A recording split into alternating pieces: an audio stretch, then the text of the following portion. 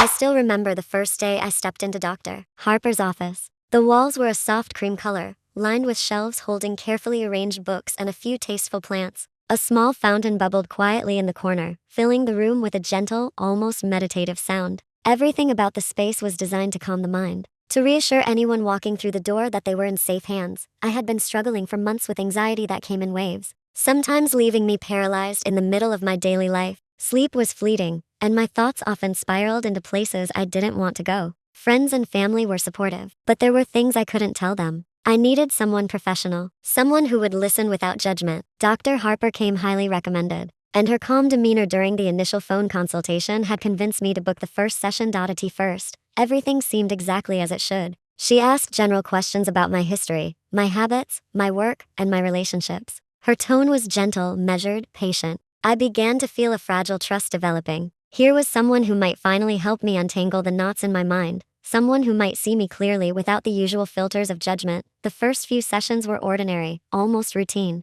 We explored my childhood, my fears, and my coping mechanisms. I disclosed minor details about my life, the arguments I had with friends, my struggles with deadlines at work, the small, recurring anxieties that I didn't even fully understand myself. I left each session feeling a strange mixture of exhaustion and relief, as though simply speaking out loud had lightened a portion of the invisible weight I carried. Then it happened. It was a Tuesday afternoon. The sunlight falling through the blinds in soft stripes across the carpet. I had been talking about my work stress, about the tension between me and a colleague, when she interrupted me, gently, but with an unmistakable firmness. "Tell me more about what happened that night with your old apartment neighbor," she said. I froze mid-sentence. My heart slammed against my ribs. My mouth went dry. That night had never left my mind, but I had never told anyone about it. Not my parents, not my friends, not even my closest confidant. How could she know? I don't think I understand what you mean," I managed to stammer. Her gaze remained steady, calm, almost analytical.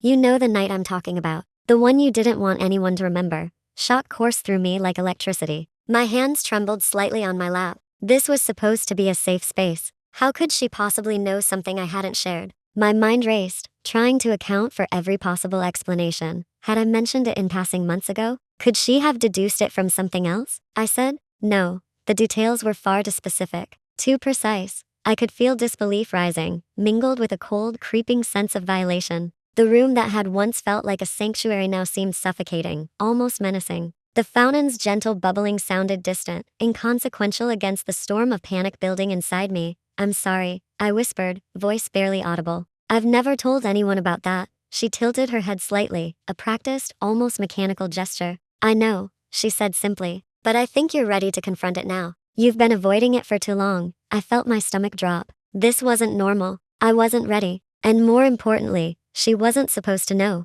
Therapists were supposed to ask questions based on what patients disclosed, not reveal knowledge they shouldn't have. Boundaries existed for a reason. And here she was, crossing them with an ease that made my chest tighten. I left that session feeling shaken. For hours, I sat in my car outside the office, hands gripping the steering wheel so tightly my knuckles turned white. Questions swirled in my mind, chaotic and relentless. How could she know? Did she have access to some record I wasn't aware of? Was this some kind of manipulation? Or worse, had she been paying attention in ways that felt invasive, almost predatory? Sleep that night was impossible. My mind kept replaying the words she had said, her calm certainty, the way she had looked at me as if she were peering straight into the parts of my life I had fought so hard to keep private. I felt a mixture of fear, anger, and confusion. I wanted to call her, demand an explanation, confront the apparent breach of trust. But another part of me, smaller and quieter, whispered caution. What if I was overreacting? What if I misunderstood? Over the next few days, the sense of violation didn't fade. Every email reminder for our next session made my stomach twist. I dreaded going back, yet part of me knew I couldn't avoid it forever. I was trapped in a strange limbo, needing guidance for my anxiety but questioning the integrity of the very person who was supposed to provide it. When I returned, I decided to tread carefully. I tested the waters, speaking about minor details from my past, observing her reactions, her phrasing, her tone. She maintained the same calm, unflinching composure that had unnerved me before. Every subtle gesture, every word seemed calculated, precise, almost like she was playing a game I didn't know I was a part of. I couldn't shake the feeling that the trust I had placed in her had been violated in the most fundamental way. Therapy, which should have been a partnership built on mutual respect and confidentiality, had become a minefield. And with each session, the violation grew more tangible, more impossible to ignore. It wasn't just about the knowledge she possessed. It was about the implications. If she knew this, what else did she know? What else was she observing without my consent? The thought gnawed at me relentlessly. My personal boundaries, my privacy, the safe space I had sought so desperately. All of it felt compromised, and yet, part of me couldn't stop attending sessions. I was drawn by a complicated mix of fear, curiosity, and a desperate need for answers. Each meeting became a test of my own resilience. A delicate negotiation between revealing enough to protect myself and holding back enough to preserve some semblance of privacy. That first violation had set the tone for everything that followed. It was the moment I realized that trust could be fragile, that even spaces designed for safety could harbor uncertainty, and that the people we place our faith in can sometimes overstep in ways we never imagined. By the end of that week, I knew one thing clearly. I had to understand the extent of this breach. I couldn't let the fear consume me, but I couldn't ignore it either. Something had shifted irreversibly in my perception of Dr. Harper, and I would need every ounce of courage, awareness, and strategy. I had to navigate the sessions ahead, and with that realization came a strange, unsettling clarity. The story was no longer just about my anxiety, my coping mechanisms, or my past traumas. It was now about trust, boundaries, and the frightening realization that the person I had confided in, the person I thought was supposed to guide me, might have known far more than she should have. The days after that session blurred into a haze of confusion and unease. Each time I thought about Dr. Harper's question, my stomach clenched. I tried to rationalize it. Maybe it was a lucky guess, or some subconscious deduction based on things I had mentioned earlier. But every explanation felt hollow. The specificity, the certainty in her tone, and the way she framed it made it impossible to ignore the violation. I began to feel trapped, as if the walls of her office were slowly closing in. Therapy had been my sanctuary, a place where I could untangle my thoughts without fear of judgment or exposure. Now, each session felt like stepping into a shadowed room where my most private memories were exposed to scrutiny, and I wasn't sure if I wanted to return. I tried avoiding her. At first, delaying appointments, rescheduling, hoping the anxiety would subside, but every reminder, email or voicemail made my pulse spike. I was stuck in a cruel paradox. I needed guidance, yet the very person I trusted to provide it had become a source of fear. I felt powerless, unable to confront the situation directly, and uncertain whether speaking up would make things worse. Inside the therapy room, the dynamics had shifted. I noticed subtle changes in her behavior, slight pauses before questions, a knowing look that made me doubt my own memories, the way she seemed to anticipate what I would say next. Every session was an exercise in careful navigation. I had to speak enough to maintain the flow of therapy, but hold back enough to preserve some semblance of privacy. The helplessness was suffocating. Even outside her office, I felt a lingering sense of exposure. Walking down the street, sitting at a cafe, or even talking to friends, I questioned whether my personal thoughts had somehow leaked, whether I had been careless in conversations that Dr. Harper had access to. Anxiety sharpened, gnawing at my confidence, and I found myself second-guessing every action, every word. I confided a little in my best friend, Sarah, though carefully. "It's probably nothing," I said aloud, trying to sound rational. "Maybe she just guessed.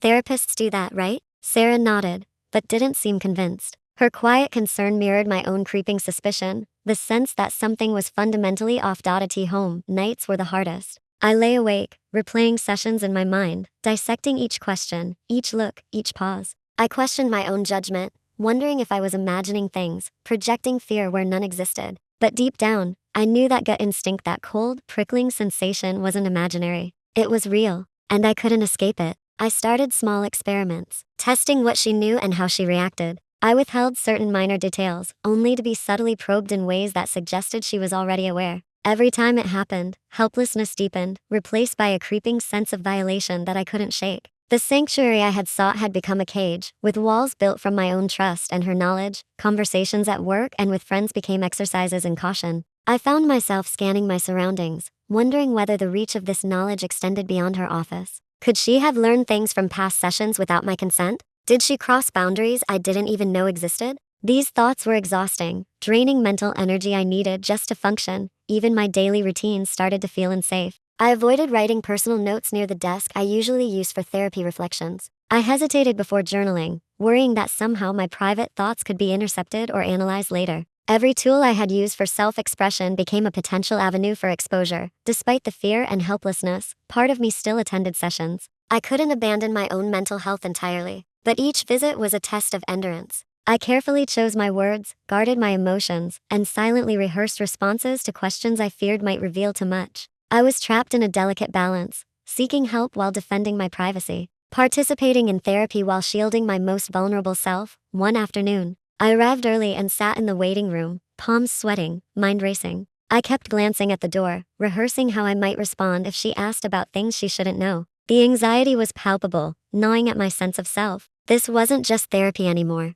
It had become a psychological maze where every step had to be calculated, every word measured, every emotion controlled. The helplessness also revealed a deeper truth about boundaries. I had assumed therapy was inherently safe, that professional ethics would safeguard the most intimate details of my life. Now, that assumption felt naive. Trust, I realized, was fragile, and even the most well-intentioned seeming authority could overstep. The foundation I had built for emotional healing felt cracked, unstable, and dangerous. By the end of that week, I felt like a shadow of myself. The helplessness wasn't just about what Dr. Harper knew. It was about the erosion of my confidence, the constant hyper-awareness, and the psychological toll of navigating a space that should have been protective but had become threatening. I felt drained, anxious, and acutely aware of how exposed I was, both physically and emotionally. And yet, amidst this overwhelming helplessness, a quiet determination began to stir. I realized that fear alone couldn't define the rest of my journey. I couldn't control her knowledge, but I could control how I responded, how I gathered information, and how I preserved my own sense of agency.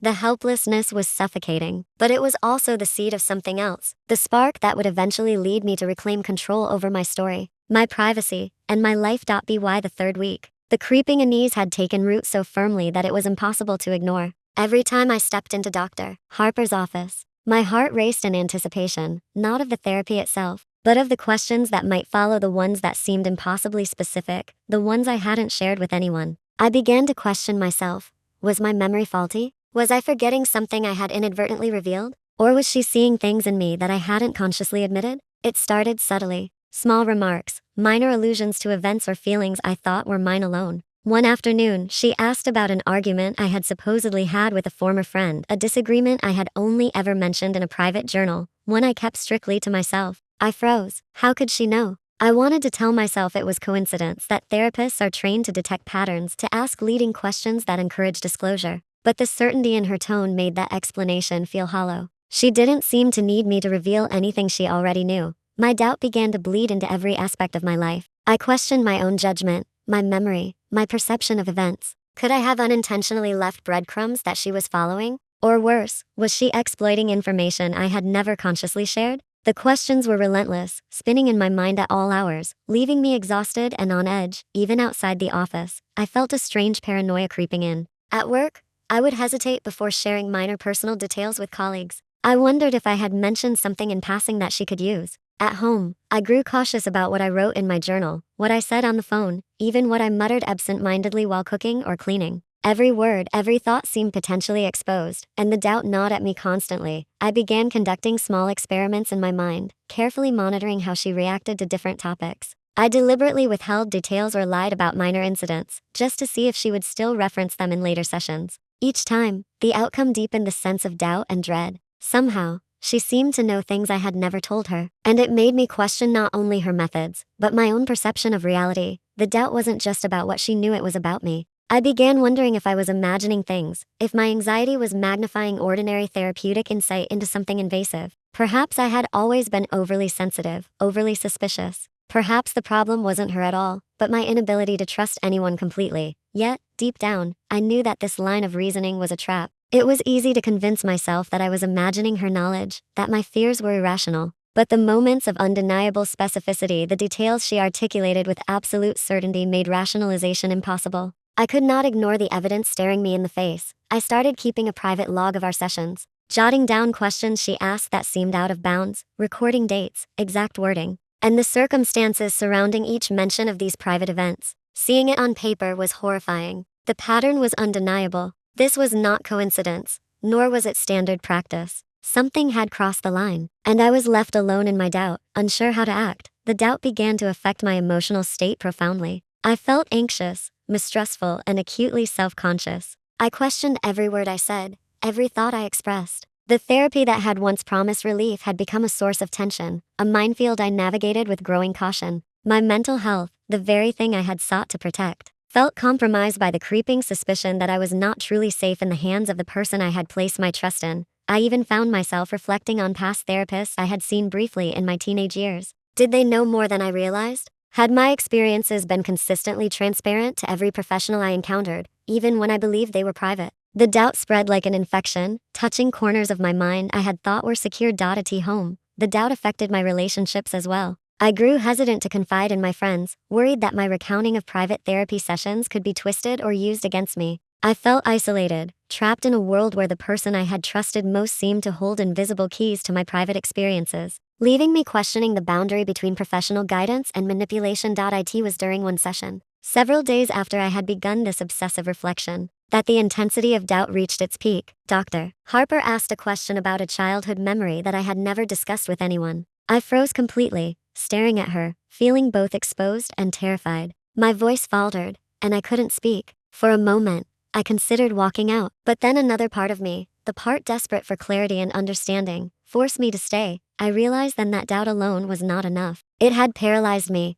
but it could not solve the problem. To move forward, I would have to confront reality, gather evidence, observe patterns, and understand exactly how my privacy had been compromised. The doubt had stripped away my complacency, leaving me aware of the fragility of trust and the dangers of assuming safety. By the end of that week, I felt a mixture of fear, resolve, and exhaustion. The doubt had changed me. I was no longer a passive participant in therapy, willing to accept guidance without scrutiny. I had become vigilant, cautious, and aware of the invisible lines that had been crossed. My journey was no longer solely about healing anxiety or processing emotions. It was about reclaiming agency, reestablishing boundaries, and confronting the uncomfortable reality that someone I had trusted could know more than they should. And yet, despite the overwhelming sense of unease, a small seed of determination had begun to grow. Doubt, as paralyzing as it had been, had awakened a crucial awareness. I needed to take control, to protect myself, and to discover the truth. It would not be easy. The path ahead would be fraught with fear and uncertainty, but it was the only way to reclaim what had been compromised: my trust, my privacy, and ultimately, my sense of self. The turning point didn't arrive with a dramatic revelation or a sudden breakdown.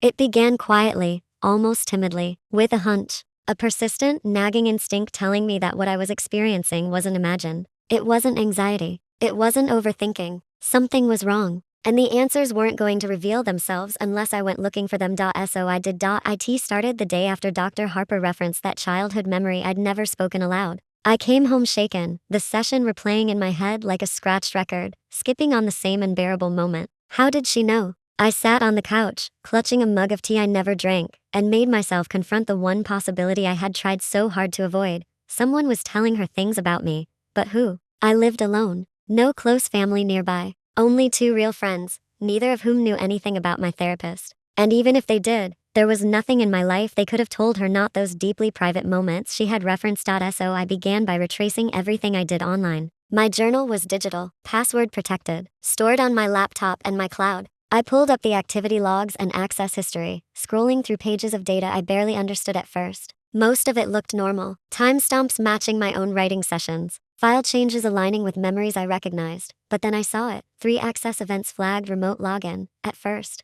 I brushed it off, assuming it was some kind of system sync or device update. But the timestamps didn't match anything I'd done. And worse, one of them was time-stamped during a therapy session. My stomach dropped. Someone had accessed my journal while I was sitting in Dr. Harper's office. A cold, creeping sensation crawled across my skin. It felt as though invisible fingers were rifling through my inner world. Every thought, fear, confession laid bare. My first instinct was denial. Surely this was a glitch, a misread. So I spent hours searching online forums, help pages, tech guides, trying to prove myself wrong. I wanted to be wrong desperately, but the longer I looked, the clearer it became. The logins were real. Someone was reading my private journal, possibly even in real time. I felt sick. My mind spiraled through every possibility. A hacker, a stranger, some random data breach. But no explanation made sense. Nothing was stolen. Nothing was tampered with. The only thing accessed was the journal, and every personal detail Dr. Harper had mentioned traced back to those exact entries. The thought hit me so hard I almost doubled over. She was reading my journal. It was absurd, illegal, unethical, insane. Therapists don't stalk their patients online. They don't break into private accounts. They don't go digging into journals like voyeurs. But something was happening, and denial was no longer an option. Still, I needed more proof. Real proof. Something irrefutable. So I decided to test her. For the first time in my life, I wrote in my journal, for an audience. Not for myself, for her. I crafted an entry about a fictitious dream, something strange and symbolic. In the story, I mentioned seeing a red door in a childhood home I never lived in. I described it in vivid detail, making sure it sounded meaningful, personal, loaded with emotional weight. Then I closed the journal and waited. 2 days later, I walked into her office pretending everything was normal. I sat down, smoothed my sleeve, tried to steady my breathing. Dr. Harper greeted me warmly, her smile soft and disarming. She crossed her legs, held her notebook, and asked the typical opening question, "How have you been since our last session?" I gave vague answers, nothing revealing. I kept the conversation intentionally dry, talking about work, stress, the weather, trivial things. She listened, nodding, writing notes, and then she leaned forward slightly. "Have you been thinking about that dream?" she asked. My heart stopped. "What dream?" I asked, my voice barely steady. She didn't hesitate. She didn't second guess. She didn't wait for me to elaborate. "The one with the red door." Every muscle in my body locked up. The air vanished from the room. Her words echoed in my skull, each syllable like a hammer against glass. She knew. She had read it. My journal wasn't safe. My mind wasn't safe. My therapy wasn't safe. I stared at her, unable to mask the shock on my face. She didn't seem to notice at first, continuing to interpret the symbolism of the dream, talking about childhood, suppressed memories, subconscious signals. I barely heard her. I was watching her instead, analyzing every movement, every expression. She wasn't guessing. She wasn't fishing. She was certain, speaking with the confidence of someone who had read the words herself. Something inside me broke. The session felt like an out-of-body experience. My responses were clipped, mechanical. My mind was racing through every scenario, every possible explanation. None made sense except the one that terrified me most. When the session ended, I walked out of her office on unsteady legs, feeling like the walls were closing in around me. I got to my car, locked the doors, and sat there trembling. How long had this been happening? How much had she read? Had she watched me through emails, messages, notes on my phone? The violation ran deeper than I could articulate. It felt primal, as though someone had reached inside my mind and touched things they had no right to touch. But fear quickly gave way to something sharper, something steadier, determination. I needed answers. I needed evidence. I needed a plan. That night, I backed up my computer, changed every password, added two-factor authentication, and installed a monitoring tool that would track suspicious access attempts. I documented everything: screenshots, logs, timestamps, session dates, the exact wording of her questions. Piece by piece, a picture formed. A disturbing, undeniable pattern. One that tied her words to specific entries, specific timestamps, specific logins. The discovery was no longer a theory. It was real. And for the first time, a new thought entered my mind, one that terrified me and strengthened me at the same time. If she had crossed this line, what other lines had she crossed? The truth was no longer a distant fear. It was coming, and I was finally ready to see it. After confirming what I had feared, the sensation of fear became a constant companion, shadowing me through every waking moment. It wasn't the abstract, manageable anxiety I had struggled with for years. It was concrete, chilling, and personal. I was being watched in ways I had never consented to. My private thoughts, my fears, my memories, the innermost fragments of my mind, all had been accessed without my knowledge, without my permission. The first time I fully recognized the scope of it, I nearly panicked. Sitting in my apartment, my laptop open, I watched the security logs flicker like tiny, mocking confirmations of intrusion. Every successful login made my chest tighten, every timestamp a fresh reminder that she had been there, in my life, observing me in ways I had never anticipated. The helplessness of the past weeks had evolved into a more primal terror. I began second-guessing everything I had ever shared in therapy. Every story, every confession, every quiet detail I had entrusted to her. Did she really know it? Did she really see it in ways I could not? The sense of violation settled deep in my bones, cold and immovable. I couldn't escape it. It followed me into work, into errands, even into my dreams. Sleep became impossible. My mind would replay her words endlessly. The red door, the childhood memory, the dream she had referenced with absolute certainty. I would wake up in the middle of the night, heart pounding, beads of sweat on my forehead, convinced I could hear her voice whispering truths I had never shared. It was maddening, surreal, a nightmare intruding into the waking world. Even when I tried to rationalize, fear overpowered reason. I knew it was unethical, illegal even, for a therapist to access a patient's private journal. I knew these boundaries were sacred. And yet, rationality did nothing to calm the gnawing dread. What if she had gone further? What if there were emails, texts, documents I didn't even know were being monitored? The fear spiraled beyond the office, infecting my life entirely. Every interaction with Dr. Harper became a delicate exercise in caution. I spoke in measured sentences, keeping details vague, filtering my thoughts before they even reached my lips. I observed her, trying to detect any subtle signs that would betray her knowledge. A glance, a raised eyebrow, a pause before she asked a question. Every session felt like walking through a minefield, and one wrong move could trigger disaster. I started noticing small things outside the sessions too. I would see someone glance at me strangely in a cafe or notice shadows moving near my apartment window, and my imagination would immediately connect the dots to her. Each ordinary occurrence became imbued with menace. My life, which I had once navigated with relative ease, was now a series of threats, both real and imagined. Fear had become a constant lens, coloring every action, every word, every thought. Work, too, was no longer safe. Conversations I had with colleagues about minor issues, office gossip, project updates, even casual venting, I began to filter through the lens of paranoia. I wondered if somehow she could access them, interpret them, use them to manipulate me further. It was exhausting, but the fear was insistent, unrelenting. I confided in no one about the journal access. Even telling a friend felt dangerous. What if my words got back to her? What if I underestimated her reach? The isolation deepened the fear, tightening its grip around my mind. I was trapped in my own life, fearful of the person I had once believed could guide me safely. One afternoon, I discovered an email notification that froze me in place.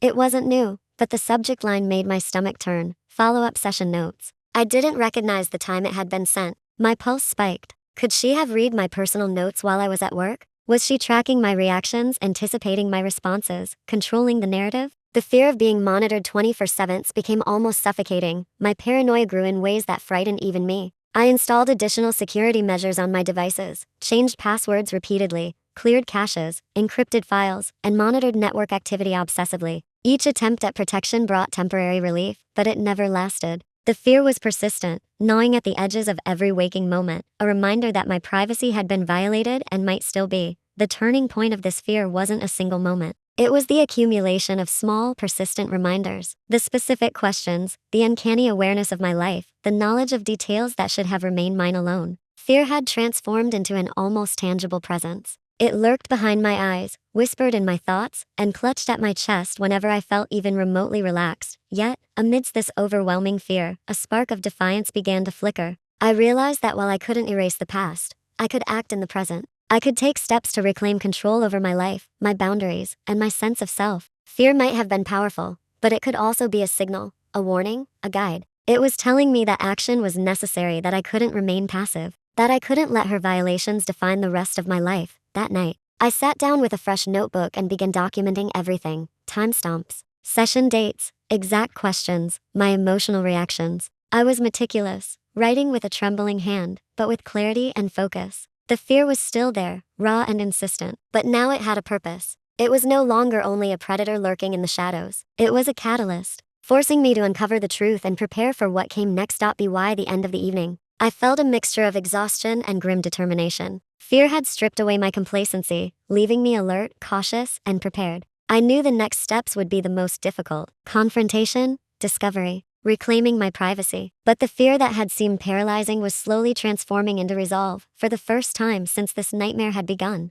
I realized something crucial: fear is only as powerful as the control it exerts over you. And while she had violated my trust, my privacy, and my sense of safety, she could not dictate my response. I could act. I could protect myself. I could fight back, and that knowledge, small as it was, gave me the first sense of empowerment I had felt since the nightmare began. The fear that had dominated my life for weeks was still present, but now it had a purpose. It was no longer paralyzing. Instead, it was a warning, a signal that something had to be done. I realized I couldn't rely on hope or wishful thinking. The only way to reclaim my life, my privacy, and my sense of safety was to act decisively, methodically, and without hesitation. That morning, I woke with a determination I hadn't felt in weeks. I reviewed my notes, logs, and session recollections with a meticulous eye, tracing every question Dr. Harper had asked that seemed suspiciously specific. Every instance, no matter how minor, was documented. I wrote them down in chronological order, noting the exact phrasing of her questions, the context, and my own private experiences that she had referenced.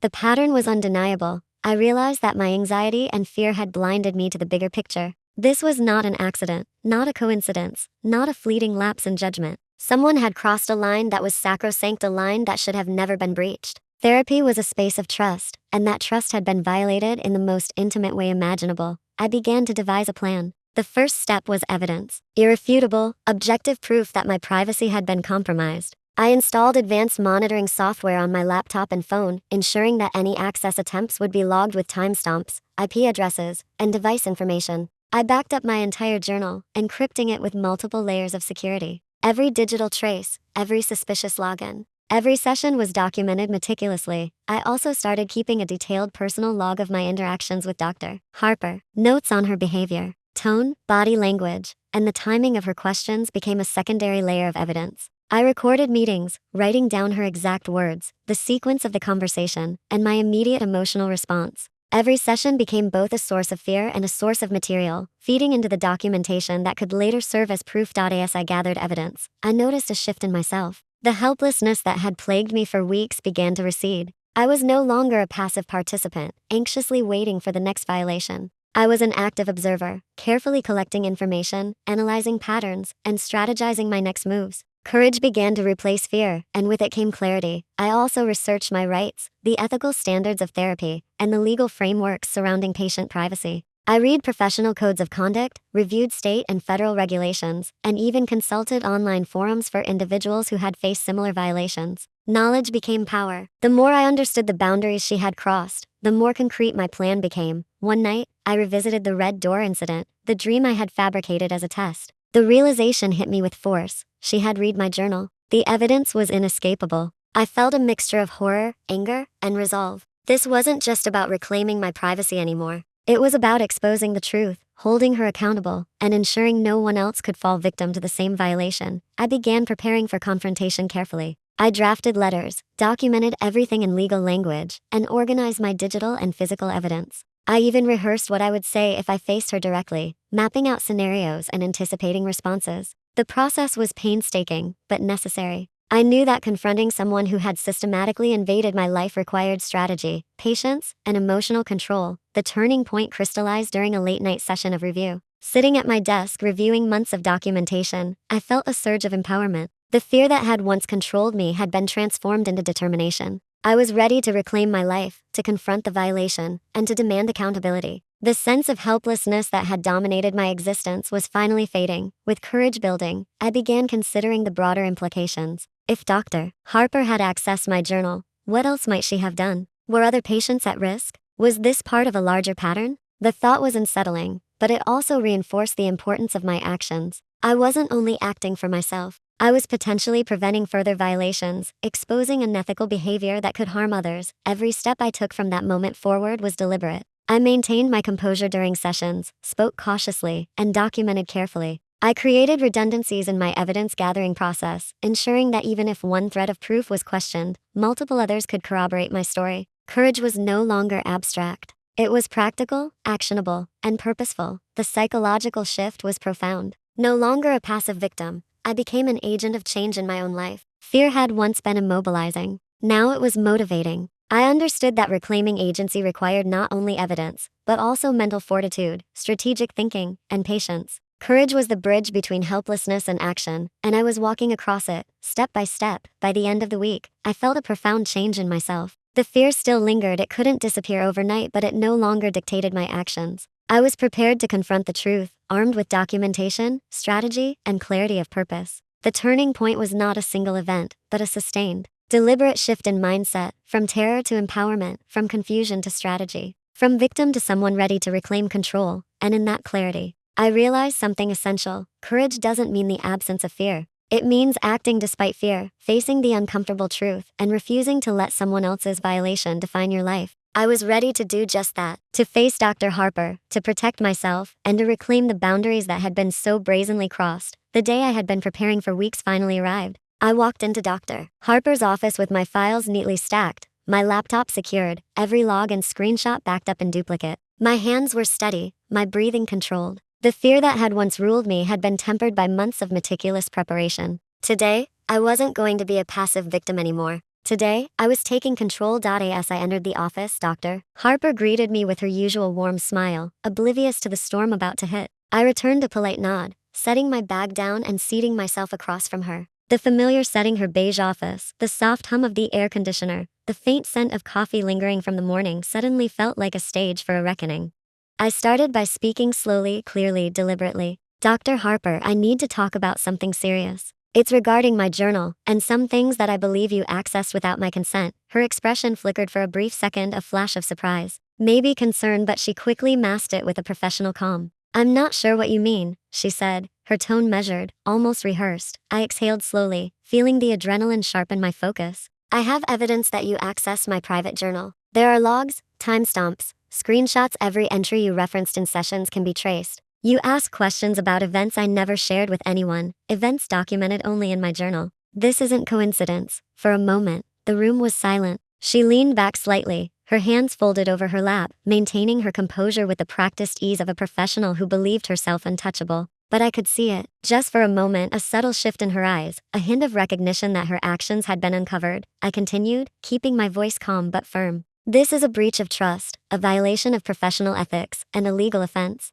I trusted you. I shared my thoughts, my fears, my most private memories, believing they were safe. They were not, and that needs to be addressed. Dr. Harper's lips tightened. She leaned forward slightly, her voice now softer but still controlled. I didn't do anything malicious. I only wanted to understand you better, to help you. If I crossed a line, it was unintentional. I held her gaze, refusing to be intimidated. Unintentional or not, you accessed my journal without consent. That is not acceptable. There is a clear record of this. The question is not whether you meant harm, it is that harm occurred. You violated the boundaries of trust that define therapy. Her eyes darted slightly, a subtle sign that she was calculating her next move. But I wasn't here to negotiate intentions. I was here to hold her accountable. I laid out the evidence in front of her: logs of remote access, timestamps aligning with our sessions, copies of my journal entries with the specific questions she had asked. Each piece was precise, undeniable, factual. For the first time, the tension in the room shifted. The balance of power had changed. She was no longer in control. I was. The fear that had haunted me for weeks, the sleepless nights, the paranoia, all culminated in this moment of undeniable clarity. I was armed not just with anger, but with proof, and that made me strong. I continued, my voice steady, unwavering. I will be filing a formal complaint with the licensing board, and I'm prepared to take legal action if necessary. This violation cannot stand, not for me, and not for anyone else who might come after me. The color drained slightly from her face, a subtle betrayal of the composed exterior she had maintained. She opened her mouth, but I continued before she could offer excuses, knowing that words could twist accountability into rhetoric if I gave her the chance. This isn't about punishment. It's about accountability. It's about the fact that someone who is trusted with the deepest parts of another person's life cannot abuse that trust. The boundaries you crossed are clear, documented, and serious. I will make sure they are addressed. The room remained silent for several moments. Then, she finally spoke, her voice quieter, stripped of the confident ease she had relied upon for months. I understand. You have documented everything? I nodded. Yes, everything. And I will be submitting it to the appropriate authorities. This is not negotiable. Your actions have consequences. She didn't argue further. The confrontation had stripped away the pretense, leaving only the truth. For the first time, I saw her not as an untouchable authority figure, but as someone accountable, vulnerable, and human. The imbalance of power had shifted, and with it, my own sense of agency had been restored. I left the office that day with a mix of exhaustion and relief. Exhaustion, because facing the violation head-on had drained every ounce of emotional energy I had. Relief because the confrontation had been decisive, controlled, and empowered me in a way I had feared might never be possible. The next steps involved formal reports, complaints, and legal proceedings. But those processes, while daunting, no longer terrified me. The fear that had once immobilized me had been replaced with purpose. I had reclaimed control, and that was a victory in itself. In the days that followed, I documented every conversation with authorities, submitted all evidence to the licensing board, and prepared for the eventual legal steps. I realized that justice was not immediate, but accountability had already begun. By confronting her, I had reclaimed a part of myself that had been stolen. My confidence, my agency, and my right to define boundaries. The sense of triumph wasn't loud or dramatic. It was quiet, steady, and deeply personal. It wasn't about revenge. It was about restoring balance and ensuring that someone who had violated trust could not continue to harm others. For the first time in weeks, I felt the weight of fear lifting. The power dynamic that had left me anxious, doubtful, and fearful was reversed. I had documented, confronted, and taken the first concrete steps toward justice. That realization, the tangible reclaiming of my own life, was more powerful than anything else, and in that moment, I understood something essential. Confronting wrongdoing doesn't just protect you. It restores the balance of trust, empowers the violated, and sends a message that boundaries, respect, and personal privacy are not negotiable. I had faced the storm, and for the first time, I could breathe again. The weeks after confronting Dr. Harper were a strange blend of relief, exhaustion, and quiet introspection. The immediate danger was gone, but the emotional residue lingered. The creeping awareness that my trust had been violated in a space I had always considered safe. Processing the aftermath wasn't simple. It was messy, nonlinear, and profoundly personal. I spent long hours reflecting on the journey that had brought me here. On the surface, it might have looked like a story of betrayal and justice, unethical behavior exposed, authority confronted, boundaries restored. But beneath that, it was far more complicated. I had been forced to confront my own vulnerability, my blind faith, and the fragility of trust. And in doing so, I discovered something remarkable about myself. I realized that fear, while paralyzing in the moment, had also been a guide. The anxiety, the sleepless nights, the obsessive checking of logs, all of it had been signaling that something was wrong, that boundaries had been crossed. Fear had been a warning I could not ignore. But courage, the courage I had cultivated in the turning point, had been the key to reclaiming my life.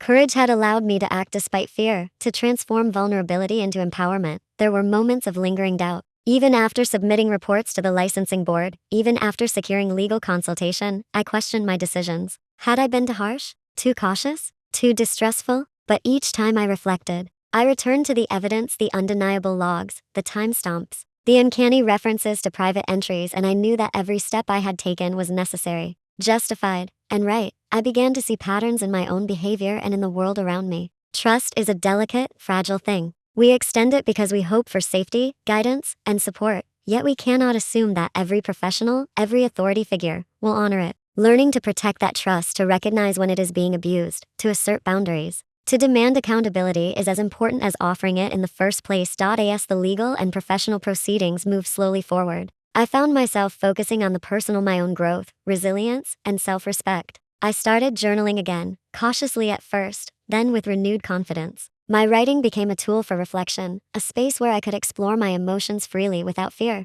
Each entry was a declaration of autonomy, a reclamation of the mental and emotional space that had been violated. I also began to rebuild my sense of security in everyday life. I upgraded my digital protections, reestablished boundaries in my personal and professional interactions, and developed routines that reinforced my privacy. The world felt larger, yes, but also more navigable. I had learned that vigilance wasn't paranoia, it was preparation, and it was a form of self-respect. The confrontation had given me closure, but reflection gave me insight. I understood that this experience was not only about Dr. Harper's betrayal. It was about my own journey of self-discovery. I had been forced to examine my vulnerabilities, confront my fears, and develop strategies to protect myself. And in doing so, I had discovered an inner strength I had not known existed. One evening, as I sat quietly by my window, notebook in hand, I reflected on the paradox of the situation. The very act of violation had catalyzed a process of empowerment. What had once made me feel small, fearful, and powerless had ultimately led to a profound understanding of my own agency. I was no longer at the mercy of someone else's choices or ethical lapses.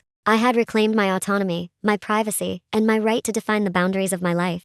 I also recognized the importance of sharing my story, not to shame, but to illuminate. Trust, privacy, and respect are not abstract concepts, they are lived experiences. By taking control and documenting my journey, I hope to empower others who might face similar violations. The story of my fear, courage, and confrontation became a guidepost, a reminder that even in the darkest situations, it is possible to assert control, demand justice, and emerge stronger. Emotionally, the reflection was quieter than the confrontation, less dramatic, but far more enduring. The storm had passed, but the landscape of my mind had changed. I was more alert, more resilient, and more aware of the importance of personal boundaries. I understood now that self-respect was not passive. It required vigilance, courage, and the willingness to act even when it is uncomfortable or risky. As the months went by, I began to feel a sense of equilibrium returning. The fear that had once been overwhelming was replaced by a steady confidence. I knew the violation would always be a part of my history, a marker of a difficult experience, but it no longer defined my present or dictated my future. I had faced the betrayal, confronted the perpetrator, and reclaimed control. In the final moments of reflection, I recognized the lasting lesson. Courage is not the absence of fear, and healing is not instantaneous. They are processes, slow, deliberate, and deeply personal. By taking action, asserting boundaries, and demanding accountability, I had transformed what could have been a permanent wound into a source of empowerment. I closed my notebook that evening, a quiet smile on my face. The fear was still there, a faint echo of what had been, but it no longer controlled me. The journey had been harrowing, the violation profound, but I had emerged stronger, wiser, and more self-assured. I had learned to protect myself, to trust cautiously, and to reclaim the spaces mental, emotional, and digital that were rightfully mine, and in that stillness, I realized something profound. Even when betrayal comes from those we trust most, even when our boundaries are violated in the most intimate ways, the ultimate power lies within us, in our courage, our vigilance, and our unwavering commitment to ourselves. I had faced fear. I had confronted betrayal. I had reclaimed control. And in doing so, I had not only restored my sense of safety, but discovered a strength I would carry with me forever.